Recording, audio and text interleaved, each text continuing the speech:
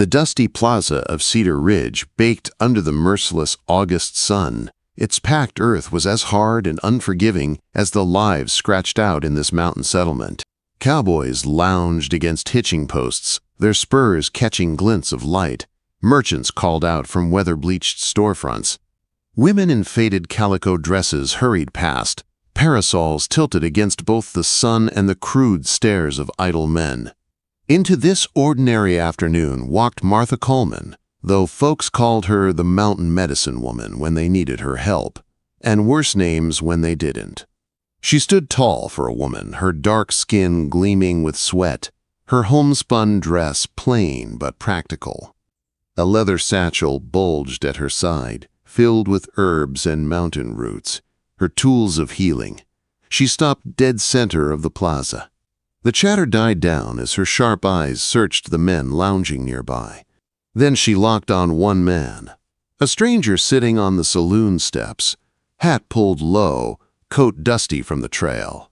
Unlike the others, he hadn't joined in the smirks and whispers that followed her. His hand rested easy near the worn handle of his Colt, his calm steady amid the noise. Martha squared her shoulders and strode straight toward him, boots crunching on the hard earth. She stopped just 3 feet away, close enough that he had to tilt his head back to meet her gaze. "You," she said, voice cutting through the heat and laughter like a rifle crack. "Tonight, you're coming to my bed." The plaza erupted. Laughter rolled through the crowd, men slapping knees and hollering crude jokes. A whistle pierced the air. But the stranger didn't laugh. His gray eyes, cold as a winter storm, studied her with quiet intensity. He saw what the others didn't, the tremor in her fists, the desperate courage holding her upright. "Ma'am," he said slowly, his voice a low rumble that carried. "That's a mighty bold proposition for a Sunday afternoon." "I'm not proposing anything improper," Martha said, lifting her chin. "I need a husband, legal and proper, and you look like a man who might listen to reason before you listen to fools." That silenced the jeering. This wasn't madness. This was business. And in Cedar Ridge, business meant survival. The cowboy rose to his feet, towering over her by a few inches. His shadow fell across her as he tipped his hat. "Name's Samuel Hawkins," he said. "Most folks call me Sam. And you are?" "Martha Coleman, daughter of Josiah Coleman." Recognition flickered in his eyes. Everyone had heard of Josiah, the freedman who'd managed to claim 1,200 acres of silver-rich mountain land, and who'd died mysteriously 3 months back. "I heard about your father," Sam said. "Heard you might be having some trouble with his holdings." "Trouble's one word for it," Martha replied bitterly. She reached into her satchel and pulled out a folded paper bearing the seal of the territorial court.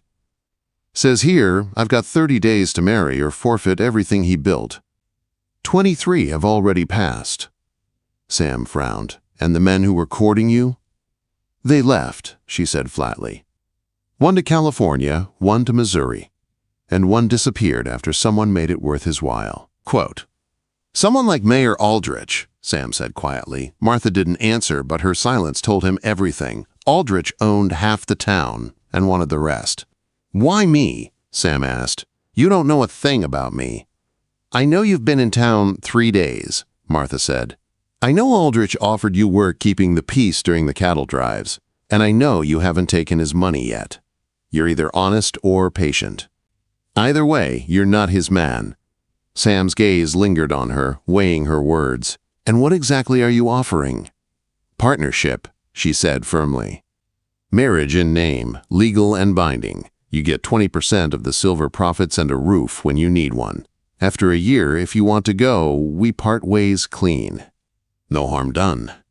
"And if I say no?" Martha's shoulders sagged for just a heartbeat before she lifted them again. "Then in 7 days, Aldrich takes everything my father bled for. The land, the mine, the house my mother died in. And I'll know I failed him, because I was too proud to ask a stranger for help." The crowd had fallen silent again. Even the wind seemed to pause. Sam removed his hat, running a hand through his hair as he studied her. A woman standing in the middle of a town, ready to laugh her out of existence, yet refusing to break. "When?" he asked finally. "Judge Peters rides circuit through town Tuesday," she said. "We could."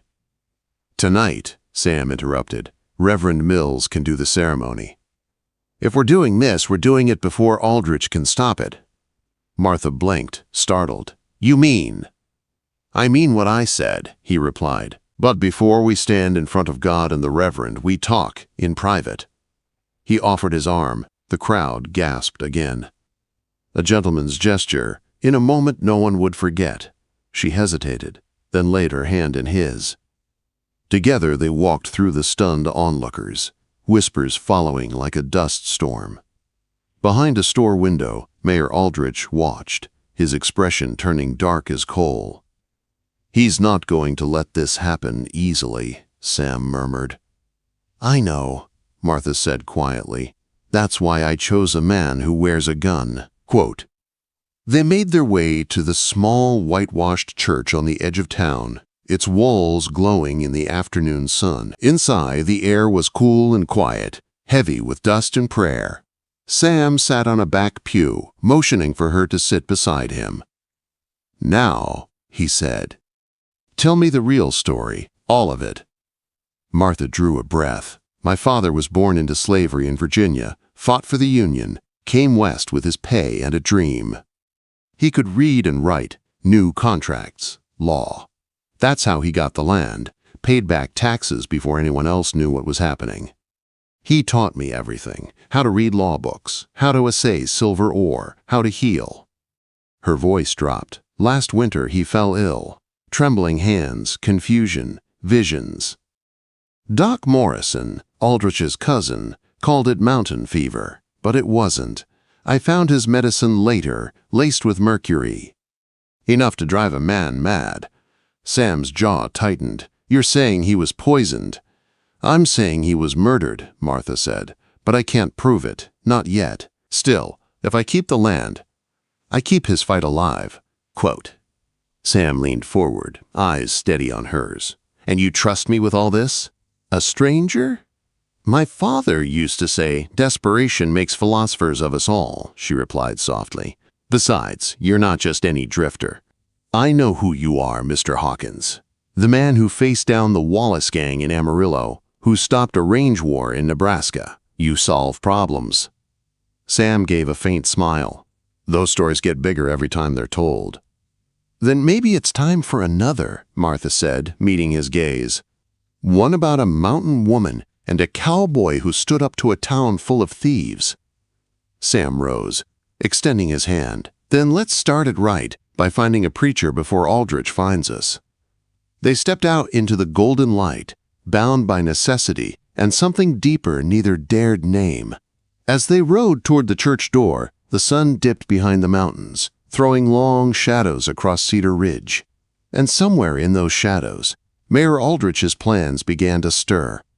The little white church at the edge of Cedar Ridge stood in the fading glow of sunset. Reverend Mills had just doused the lamps when the door creaked open and in stepped Martha Coleman, tall and proud, with Samuel Hawkins beside her. They were followed by two witnesses, Mrs. Chen, the elderly laundress with iron in her spine, and Pete Winters, a grizzled prospector who'd known Josiah Coleman back when the mountains were still wild. Reverend Mills peered at them through round spectacles. "Evening, Miss Coleman, Mr. Hawkins. This is sudden." "Urgent, Reverend," Martha said. "By law, I've got to be married within a week or lose my father's land." Mills frowned, rubbing the back of his neck. "Marriage is sacred, not business." "It's both," Sam said quietly. "But I give my word, Reverend, this ain't a sham. It's a promise to stand beside her when no one else would." Mills studied them, then sighed. "Well, I suppose God sees the truth of it better than I. Let's get to it before someone decides to interfere." The small group gathered before the wooden cross.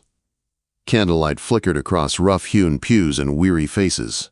The air smelled faintly of old wood and lamp oil. Martha's heart hammered in her chest. She told herself this was only business, a necessary step to save her father's legacy. But when Sam took her hand, warmth shot through her like sunlight after winter. "Do you, Samuel James Hawkins, take this woman to be your lawfully wedded wife?" Reverend Mills asked. "I do," Sam said, voice steady and deep. "And do you, Martha Grace Coleman, take this man to be your lawfully wedded husband?" "I do," she replied softly. Mills hesitated. "Well then, by the power vested in me by the territory of Colorado and the Almighty above, I pronounce you husband and wife.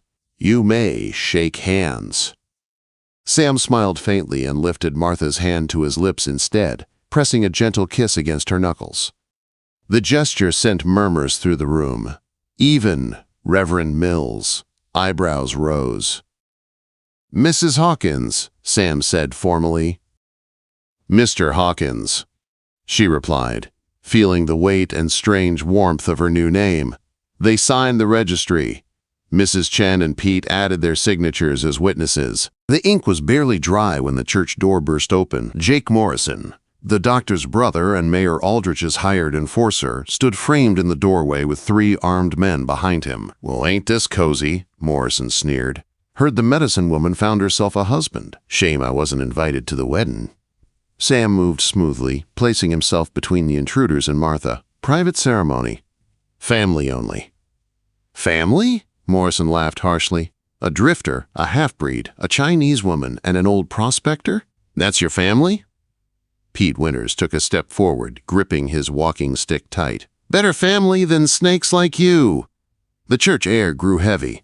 Sam's voice cut through it, calm but lethal. "You planning to draw that gun in God's house, Morrison? Because if you do, you'll meet him quick." Morrison hesitated. Sam's reputation had spread farther than the man himself. He'd faced down killers before and walked away every time.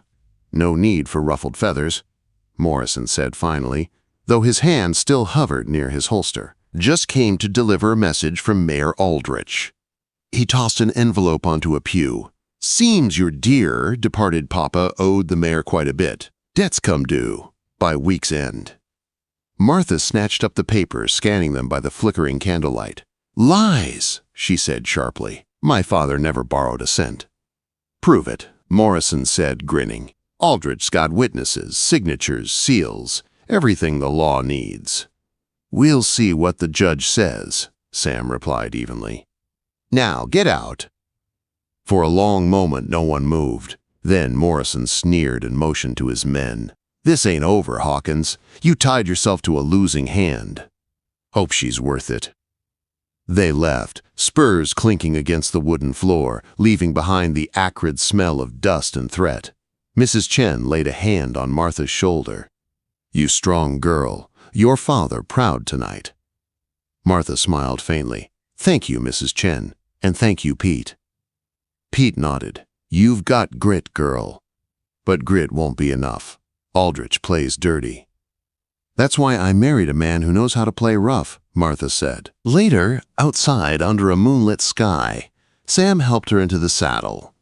The town lay quiet, the only sounds the creak of leather and the distant howl of coyotes. "You sure about this, Martha?" Sam asked. "What happened tonight proves Aldrich won't stop." "I know," she said, "but my father built that land with his hands. I won't let a thief tear it apart." They rode in silence back toward the mountains. The trail wound through dark pines and the scent of wild sage. Martha led him up the narrow path to her cabin. A sturdy structure of hand-hewn logs, its chimney still faintly smoking. "Papa built this," she said, her voice softening. "Said a man's home should be as strong as his word." Inside, the cabin glowed with firelight. Shelves lined the walls, filled with jars of herbs and roots. Books stacked in neat rows. Law, medicine, botany. A world built on learning. Sam looked around, surprised. "You've got more knowledge here than most doctors I've met."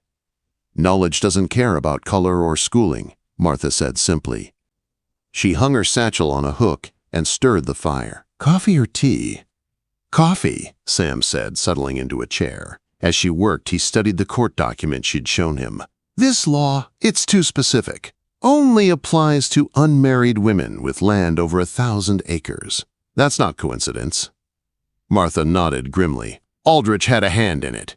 The law was written to strip women like me of what we inherited." Sam leaned back, the chair creaking under his weight. Then he killed your father when that wasn't enough. She looked up sharply, pain flashing in her eyes. I can't prove it yet, but yes. A knock rattled the door. Both froze. Sam's gun was in his hand before the sound died. Martha moved to the window, peering out into the dark. 6 riders? She whispered. That's Jake Morrison leading them. Sam stood, checking the revolver's load. Stay inside. You'll do no such thing alone, Martha said firmly, grabbing the rifle from above the door. This is my land, my fight. He gave a small grin. I see I married a woman who doesn't scare easy. They stepped out onto the porch as the riders reined in their horses. The air was cold and sharp. Evening, Martha, Morrison called. Heard you got yourself hitched. Thought we'd pay our respects. Your respects smell like coal oil and lies, Martha replied. Say what you came to say. Morrison's grin faltered. Just making sure our mayor's property stays in good hands. This land isn't the mayor's, Sam said flatly. It's hers, and now it's mine too. You sure you want to claim that, Hawkins? Aldrich don't forgive easy. Sam's voice turned to steel. Then he'll learn to forget. The standoff stretched, then Morrison spat into the dirt. We'll be seeing you around. He turned his horse, leading the men back down the trail. Only when their hoofbeats faded did Martha lower the rifle. They'll be back. Yes, Sam said, holstering his Colt, but not tonight. Martha exhaled slowly, the tension draining from her shoulders. You realize what you've gotten yourself into? Sam glanced toward the mountains, their peaks silver under moonlight. A fight worth having. She studied him for a long moment, then smiled faintly. My father used to say, surviving's not enough. You've got to build something worth living for. Maybe together we can. Sam looked at her, this strong, stubborn woman with eyes that burned like firelight. Maybe we already started. As they stepped back inside, the first stars began to fade behind gathering clouds. In the distance, thunder rolled low across the peaks, as if the mountains themselves were warning of the storm yet to come. Dawn broke pale and cold over the mountains. Smoke still rose from the charred remains of Martha's supply shed, all that was left after the fire. Sam had been right. Someone had crept up in the night and poured coal oil on the walls. The attack was meant as a warning, but Martha took it as a declaration of war. When Sam examined the blackened boards, he found the faint imprint of a boot heel, worn on the left side. Morrison, he said. No question. Martha crouched beside him, her face set. He'll answer for it. But first I have people to heal and work to replace. Then we'll start with what we can rebuild, Sam said, and make the ones behind this regret ever thinking you were alone. By mid-morning they were in town, riding through streets buzzing with gossip. People whispered, eyes darting between Martha and Sam. Some looked curious. Others looked afraid. Their first stop was the boarding house where Jake Morrison was eating breakfast. Sam kicked open the door, sending dishes rattling. The room fell silent.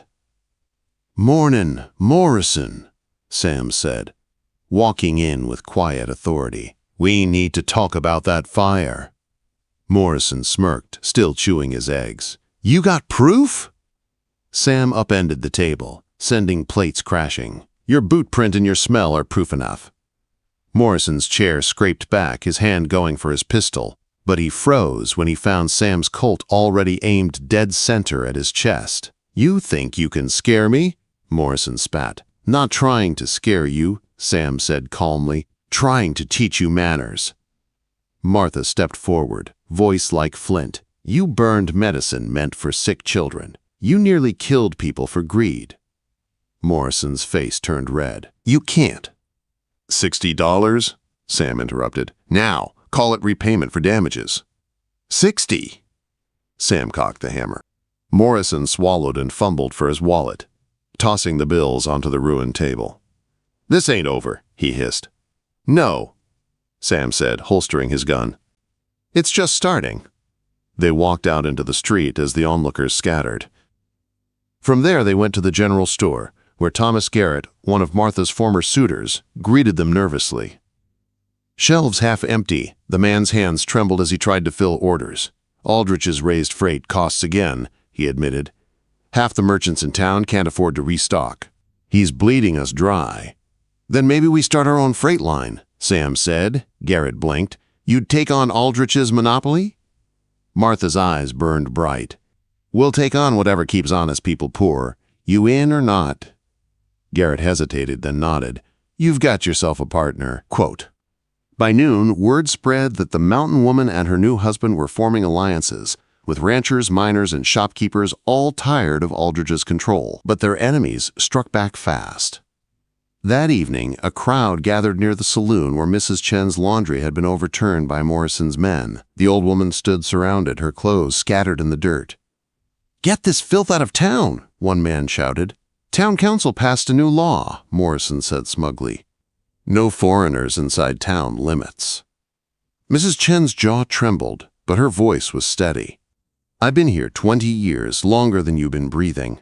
Morrison reached for her arm. He didn't get the chance. Sam's hand clamped around his wrist, twisting until Morrison dropped to his knees with a grunt. The lady's not interested in your help, Sam said coldly. And since when does the council meet in the middle of the night? A murmur rippled through the crowd. Mayor Aldrich, Doc Morrison, and Banker Hutchins voted it through, someone said. So 3 men made a law for everyone? Martha stepped forward, helping Mrs. Chen gather her clothes. That's not law. That's theft. The people muttered agreement. I'm calling a town meeting, Martha declared, her voice rising. Tonight, 7 o'clock at the hall. Everyone who owns so much as an acre of land, come and be heard. You can't do that, Morrison barked. She can, Sam said, smiling grimly. The law allows it. I think you'd read the statutes by now. That night, the town hall overflowed. Men and women packed shoulder to shoulder, whispering nervously as Martha took the podium. Citizens of Cedar Ridge, she began, her voice steady and strong. We've all felt the weight of one man's greed. Mayor Aldrich has taken our water, our freight, our livelihoods. He's poisoned this town with fear, but fear only rules when good people stay silent.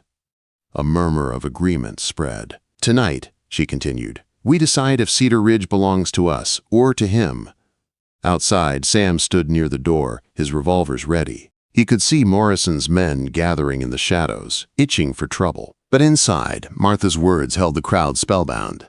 We've been told we're too poor, too small, too different to matter, she said. But we've already proved them wrong. We're still here. And if we stand together, no one, not Aldrich, not his hired guns, not his crooked laws, can take that from us.